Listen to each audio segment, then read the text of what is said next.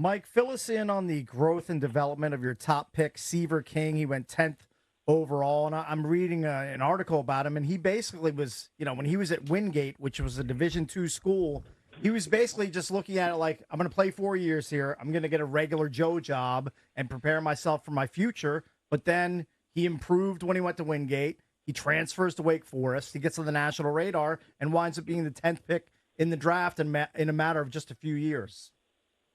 Yeah, I think a lot of growth. I think what happens to these small school college players that go into it, they're out of high school. It's mostly a physicality thing where the guys have some skills and have the love for the game, but just physically aren't ready to compete at LSU and that type of thing at the time. There's a lot of small school success stories.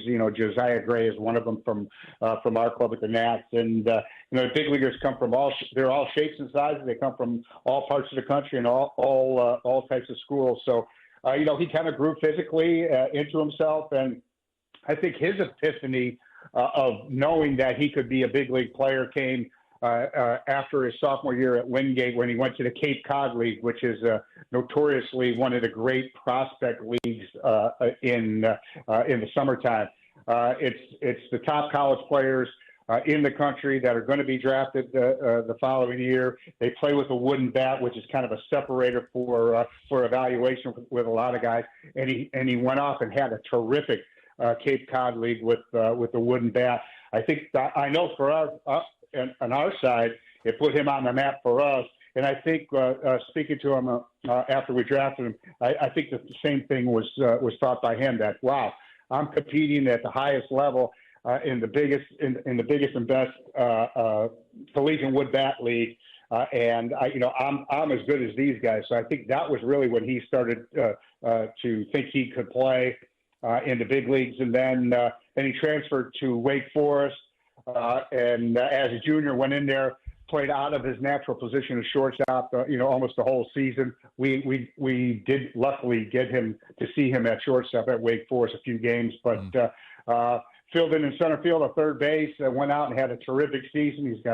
He's got some off the chart analytics. He's got some great skills. He's a shortstop that is a plus runner, probably on a 2 to 8 scale. He's probably a 75 runner, and we think this kid's just scratching the surface. Our player development analytics hitting guys, they love him, and our strength and conditioning guys say he's athletic off the charts. So we like this pick, and we think this guy's going to be a shortstop of the future and a guy that is going to play a prominent role in where we're going in the next couple of years. Yeah, Mike, talk about the strategy of drafting by position, because the Major League Baseball amateur draft is so much different than, as Eric was saying, it's so much different than the NFL draft, NBA draft. I mean, first of all, you got 20 rounds, but usually these teams in the NFL and NBA are drafting positions of need. You need a quarterback, you draft a quarterback. You need a receiver in the first round, all right, you draft a receiver. But you guys drafted 3 shortstops in the first 5 rounds, which is interesting. I know a lot of these kids can play multiple positions, but you got C.J. Abrams, who's a young stud, an all-star, and you assume C.J., hopefully he's going to be here for 10 years, if not more, at shortstop. So just kind of talk about the decision to take kids who are playing positions that you really don't need now. Well, I think you said it right. The difference between our sport and the others are we have a full minor league system, and very rarely do the draft choices go to the big leagues in a very short order. So it's a rarity to see a draft choice get to the big leagues a year after the draft and that type of thing. And our philosophy, along with a lot of other teams, but our philosophy specifically is that we're going to draft the best player that gives us the most impactful combination of skills at each and every round that we can. And if they happen to be 2 catchers, so be it. And if they have to be 3 shortstops, so be it.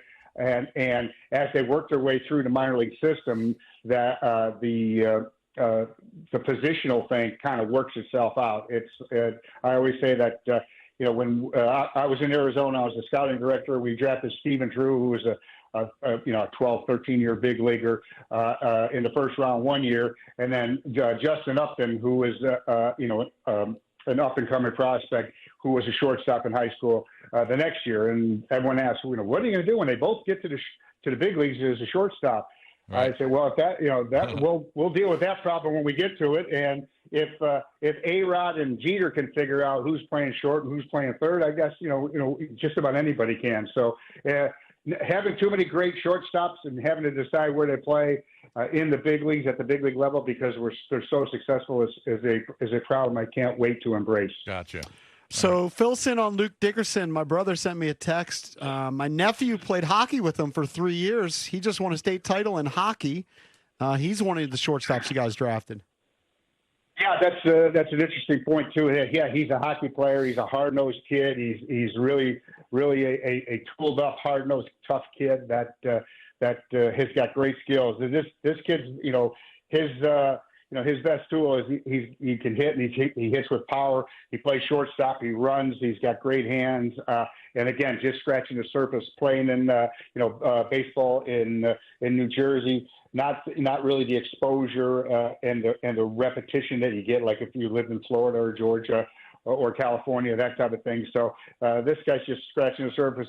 He's an extremely exciting player that we had high expectations. He was really way up on our draft board, and because of the strategy employed by Brad and Danny that we're lucky enough to get him at the 44th pick, and didn't have to take him with our 10th or 39th. So it was the rumor erupted pretty good when we found out that the team before us didn't take him, and he was going to be available for us. And as a guy we're extremely excited about, because he gives you that rare combination as a high school kid that with the bat and the power, with the power and the hit with the bat and the defense at shortstop.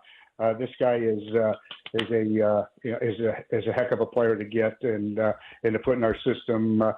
He broke Mike Trout's home run record there in New Jersey. So he's an accomplished player. He was their player of the year there in New Jersey, and one of the real good prospects in all of baseball.